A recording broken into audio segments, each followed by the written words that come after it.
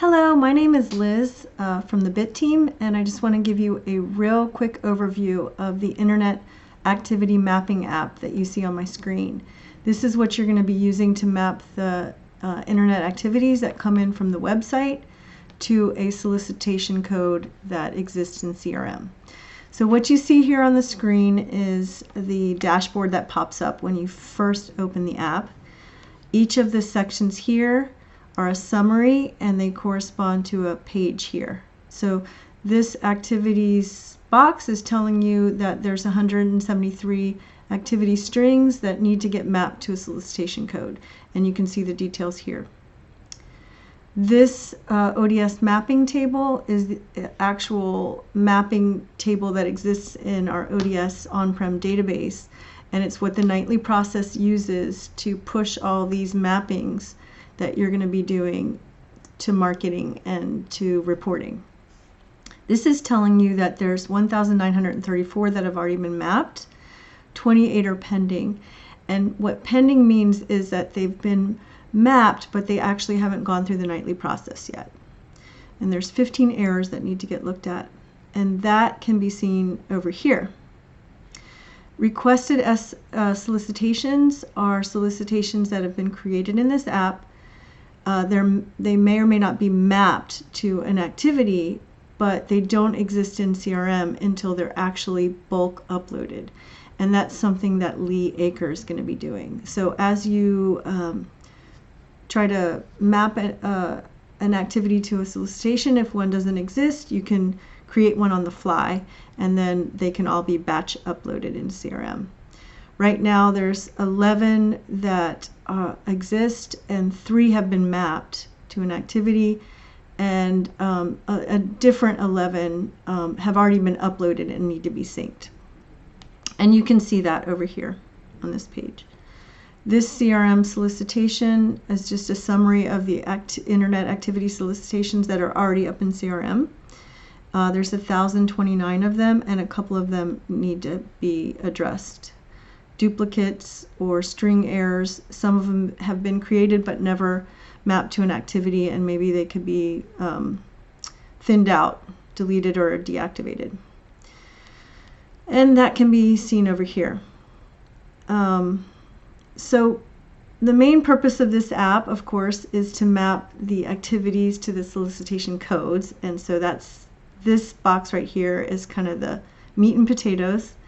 Down here, this area will show you how many have come in each day, each range of days. So in the last 7 days, there have been 29, last month 38, in the last 60 days 64, and in the last 90 days there have been 83, and the rest of them are older than 90 days. So doesn't look like it's going to be too overwhelming to keep up with each day, because it looks like there's not that many. One activity may affect 5, 100, or 10,000 contacts, but there's only one activity that needs to get mapped. So a little bit about the interface is each of these detail pages will have a table and a set of filters in the top that you can fill out to filter the table. Some of the tables will have multiple check boxes that if you go ahead and select an action, it will affect all the ones that you've checked.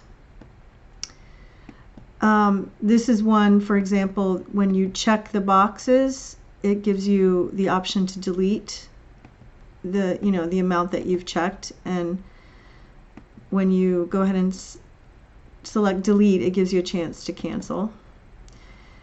This cell right here will give you the opportunity to update, make any changes that you need to make. And this is because these are the solicitations before they get uploaded to CRM. So any solicitations that are already up in CRM need to get modified in CRM. But these you have a chance before they get uploaded. This is the actual ODS mapping table for everything that's been mapped, and you can see that the activity is here, and the code that it's mapped to is here. And for example, these two activities were mapped to this code, but if you click the show button here, it'll give you more information. So if you see this up in the header, that's letting you know that there's a hidden column. One thing about the activity strings, they're in the darker black, and this is an activity string that comes in with a code attached to it to say that this internet contact was up on the website and they actually gave a donation to this code. But the gray caption underneath tells you what that code is. So that's to help in trying to figure out what to map it to. This one does not have the checkboxes, so in order to delete, you have to come over here and delete it. One quick thing is it does kind of keep track of the changes, so if you want to see, you know, if you accidentally delete one or override one, you can see what happened. Some of the activities come in and they just really look like junk, and so you have the ability to mark them as junk and move them over here, and it takes them out of the reporting and the downstream systems. So this one isn't real populated because the whole idea of this is that eventually we're gonna have the codes coming in to the internet database as codes, and we won't have to be doing this mapping anymore. So that's the goal. And you can see here where you would move it to junk.